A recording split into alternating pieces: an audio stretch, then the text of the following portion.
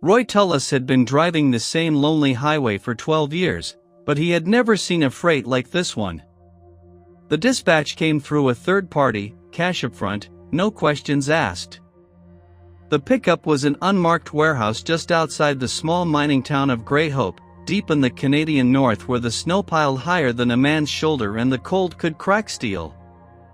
Roy did not like the silence around the job, but his bank account was thin and his truck needed new tires before the next blizzard hit. He arrived at the warehouse at 4 in the afternoon, the sun already a pale smear on the horizon, and found a sealed trailer backed against a loading dock. No workers, no paperwork, just a set of keys left under a loose brick.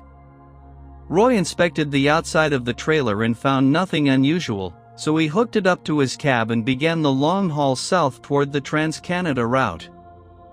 The first hour passed without incident, the road empty except for a few moose tracks crossing the shoulder. Then Roy noticed a faint smell coming from the back of the trailer, a sour odor that reminded him of spoiled meat left too long in a freezer that had lost power. He ignored it for another 50 kilometers, but the smell grew stronger, and a small drip of dark liquid began to seep from the bottom seal of the trailer doors.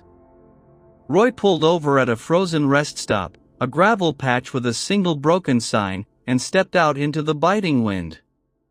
He circled to the back of the trailer and used his gloved hand to wipe the drip, then brought his fingers to his nose. It was not oil or antifreeze, it was something organic and wrong, something that made his stomach tighten with a fear he had not felt since his army days 20 years ago. Roy unlocked the trailer doors and pulled them open, and the frozen air of the north rushed inside to meet a scene that would haunt him for the rest of his life. Lying on the floor of the trailer, half covered by a tarp, was the body of a man.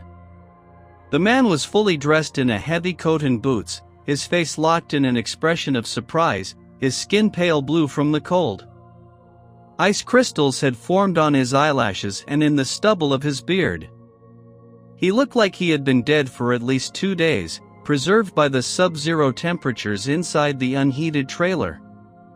Next to the body, tucked into a duffel bag, was a large amount of cash, bundled in stacks of $100 bills, the band still crisp and unbroken. Roy stood there for a long moment, his breath fogging in the air, his mind refusing to accept what his eyes were seeing. He had not asked for this, he had only wanted to deliver a load and collect his pay, but now he was standing over a dead man and a fortune in dirty money. He looked at the man's face again and recognized him from a wanted poster he had seen at a truck stop weeks ago. The dead man was Isaac Mornay, a known smuggler who had been hunted by 2 different law enforcement agencies for trafficking stolen goods across the border. Isaac Mornay was not supposed to be here, and he was certainly not supposed to be dead. Roy slammed the trailer doors shut and leaned against them, his heart pounding so hard he could feel it in his throat. He knew that whoever had loaded this trailer knew exactly what was inside, and that person would come looking for their cargo. The cash was not a bonus, it was a trap. Roy ran back to his cab and started the engine, his hands shaking as he gripped the steering wheel. He had 2 choices: call the police and hope they believed he was an innocent driver, or disappear into the white wilderness before anyone realized he had opened the doors. But calling the police meant answering questions about the anonymous dispatch, the cash payment, and why he had taken a job that any sensible driver would have refused. Roy had a criminal record from a bar fight 10 years ago, a stupid mistake that had cost him his clean license, and he knew that the police would not see him as a victim. They would see him as a suspect, a convenient fall guy for a murder he did not commit.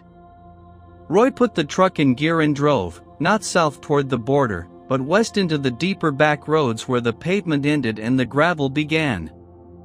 He drove for 2 hours through a landscape of black spruce and white snow, the trailer bumping behind him like a guilty conscience. The temperature dropped to -40, and the heater in his cab struggled to keep him warm. He stopped once to check his map, a paper map because he did not trust electronics in this cold, and traced a route toward an abandoned logging road that led to a frozen lake. His plan was simple: find a place to dump the trailer, bury the body in ice, and take the cash somewhere far away where no one would find him. But as he drove, he noticed a pair of headlights in his rearview mirror, a set of lights that had been there for the last 30 minutes, always the same distance behind him, never gaining, never falling back. Roy increased his speed, pushing his truck faster than was safe on the icy road, but the light stayed with him. He slowed down to let the other vehicle pass, but the light slowed too, matching his pace exactly. Roy knew then that he was being followed, and he knew who was behind those lights. The man who had killed Isaac Mornay was out there in the dark, and he had come to finish the job. The name of the man following Roy Tullis was Kurt Lomax, and he had killed before. Kurt was a professional, the kind of person who blended into any crowd and left no traces behind. He had been hired to intercept Isaac Mornay's shipment, but the job had gone wrong when Mornay himself showed up at the warehouse unexpectedly. Kurt had acted quickly, a single blow to the back of the head, then a bullet to make sure, and the smuggler had become cargo instead of a client. The plan was simple: load the body into the trailer, cover it with the money to make it look like a robbery, and let some unknown driver take the whole mess to a remote location where Kurt could retrieve the cash later. But Roy Tullis had opened the trailer too soon, and now Kurt had to eliminate the witness.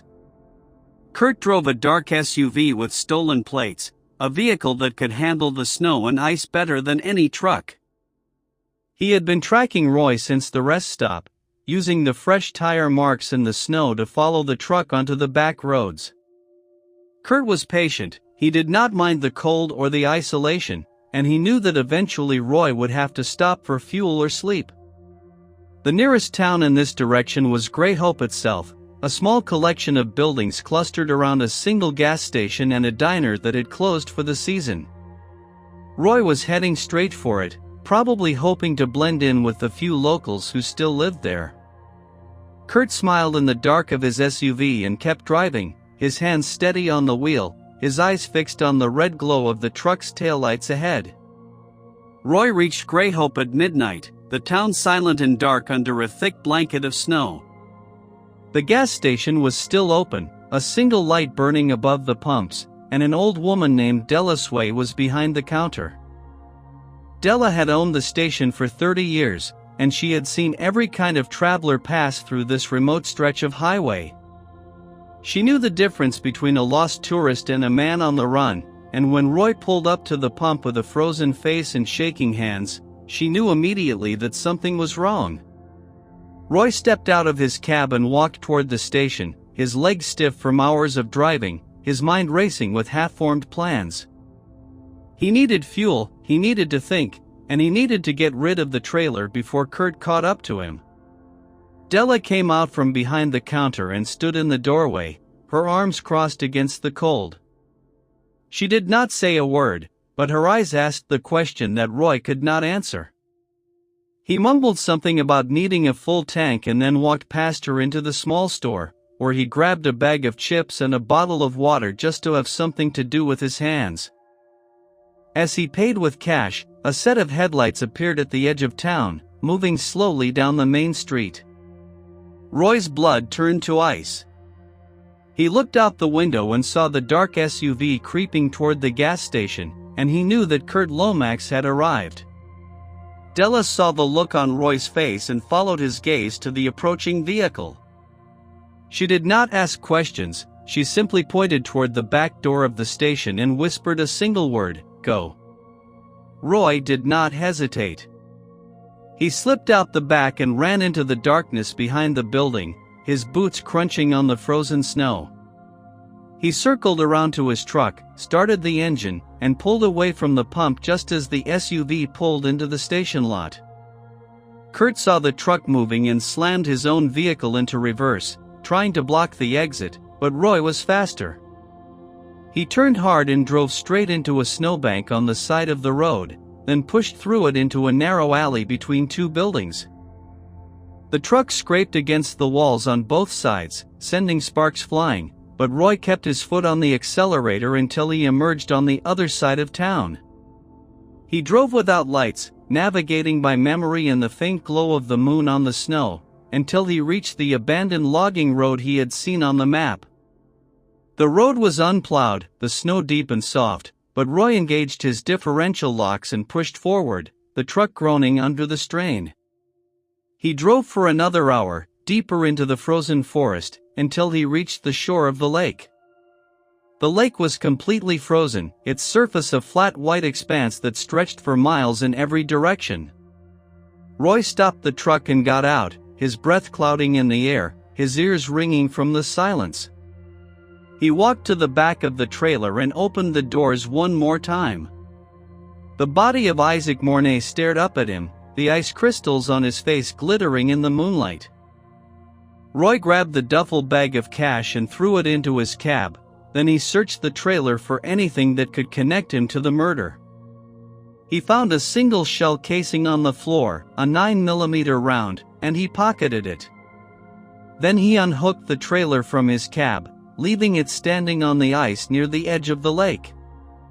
His plan was to drive away and let the winter take care of the rest, but as he turned back toward his cab, he saw a pair of headlights coming down the logging road toward him. Kurt Lomax had found him again, and this time there was nowhere left to run.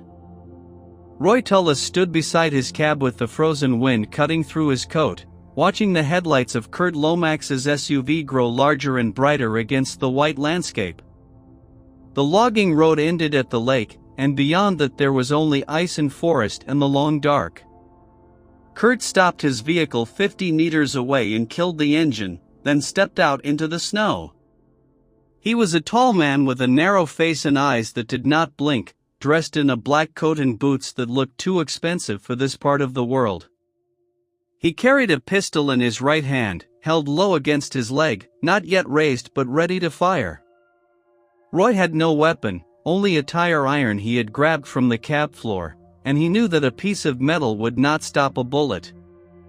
But Roy had spent 10 years driving through blizzards and ice storms, and he knew the frozen lake better than Kurt ever could.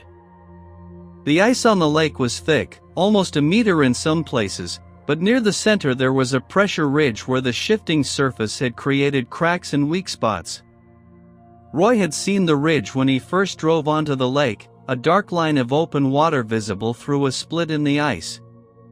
He had parked his trailer far from that ridge, but now he saw an opportunity. Kurt began to walk toward Roy, his boots crunching on the snow, his pistol now raised to chest level. He did not shout or threaten, he simply moved forward with the calm efficiency of a man who had done this before. Roy backed away slowly, holding the tire iron in front of him, pretending to be scared and confused. He wanted Kurt to think he was an easy target, a frightened truck driver with no plan and no hope. Kurt fell for it, because he had never met anyone like Roy Tullis. Roy waited until Kurt was 20 meters away, then he turned and ran toward the center of the lake. He ran as fast as he could on the slippery ice, his boots sliding and skidding, his arms pumping to keep his balance.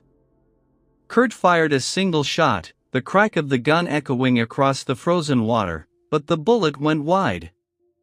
Roy kept running, heading straight for the pressure ridge where the ice was thin and dangerous. Kurt followed, confident in his speed and his weapon, believing that he could catch any man who fled from him. The two figures raced across the white expanse, their shadows stretching behind them in the moonlight, the only sounds their breathing and the crunch of snow underfoot. Roy reached the pressure ridge first and saw the crack in the ice, a dark gash about 3 meters long and half a meter wide, with dark water visible below. He jumped over the crack without slowing down, landing on the other side and skidding to a halt. Kurt was right behind him, his eyes fixed on Roy, not looking at the ice beneath his feet. He stepped onto the pressure ridge and heard the ice groan, a deep and terrible sound that made him hesitate for just a second. That second was all Roy needed. Roy swung the tire iron with all his strength, not at Kurt's head but at the ice directly in front of him. The heavy metal struck the frozen surface and a spider web of cracks spread outward, then the ice gave way beneath Kurt's feet. Kurt screamed as he fell into the black water, his pistol firing once more into the air, his arms flailing for something to hold onto. The cold hit him like a physical force, stealing his breath and numbing his muscles within seconds. He tried to grab the edge of the ice, but the broken pieces crumbled under his weight, and the current pulled him under the frozen surface.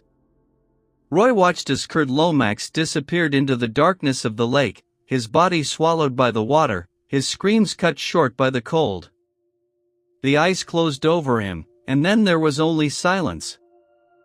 Roy stood there for a long time, his chest heaving, his hands bleeding from the grip of the tire iron. He had not meant to kill anyone, he had only wanted to survive, but now a second man was dead because of that trailer and that money. Roy turned away from the pressure ridge and walked back to his cab, his legs trembling with exhaustion and shock. He climbed into the driver's seat and sat there with his hands on the wheel, staring at the dashboard without seeing it. The duffel bag of cash sat on the passenger seat, a reminder of everything that had gone wrong. Roy knew that he could not keep the money, and he could not return to his old life. The police would eventually find the trailer and the body of Isaac Mornay, and they would search for the driver who had abandoned it. Kurt Lomax's SUV was still parked at the edge of the lake, its engine off, its headlights dimming as the battery died. Roy thought about taking the SUV and driving south, but he knew that every road would have a checkpoint or a camera by morning. Instead, he reached into his pocket and pulled out the shell casing he had found in the trailer. He looked at it for a moment, then opened the door and threw the casing onto the ice near the pressure ridge, where it would be found with Kurt's body when the spring thaw came. He took the duffel bag of cash and buried it under a pile of rocks at the base of a large pine tree on the shore of the lake, marking the spot with a small scratch on the trunk. Then he got back into his cab and drove away, not south, not west, but east toward a small town he had passed years ago, a place where no one asked questions and a man could start over with nothing but the clothes on his back. He drove until the sun began to rise over the frozen trees, painting the sky in shades of pink and gold that reminded him of better days. He stopped at a rest area and left the keys to the cab on the front tire, then he walked to the edge of the highway and stuck out his thumb. A logging truck stopped for him after 20 minutes, the driver a silent man who did not ask where Roy was going.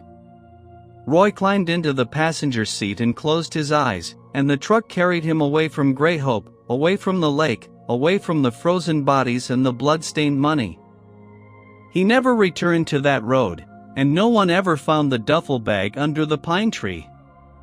The winter snows covered his tracks, and the spring rains washed away the last traces of his passage.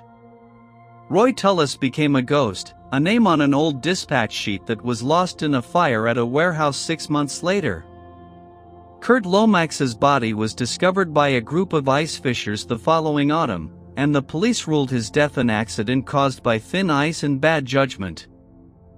The body of Isaac Mornay was never found, because the trailer had sunk through the ice 2 days after Roy left, dragged down by the weight of its frozen cargo into the deepest part of the lake. The money stayed buried beneath the pine tree, a secret that Roy took to his grave 50 years later, when he died peacefully in a small town on the opposite side of the country. The story of that night was never told, never recorded, never shared.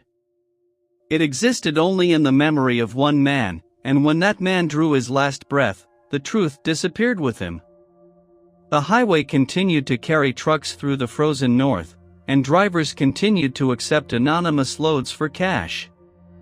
But none of them ever stopped at the rest area near Grey Hope, because the locals said the place was haunted by a man who had died in the cold.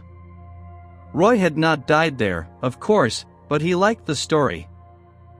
It kept people away from the pine tree and the money that still lay beneath its roots, forgotten by the world and safe from everyone who might have wanted it. And that was the end of the road for Roy Tullis, the truck driver who had seen too much, run too far, and somehow survived to tell no one at all.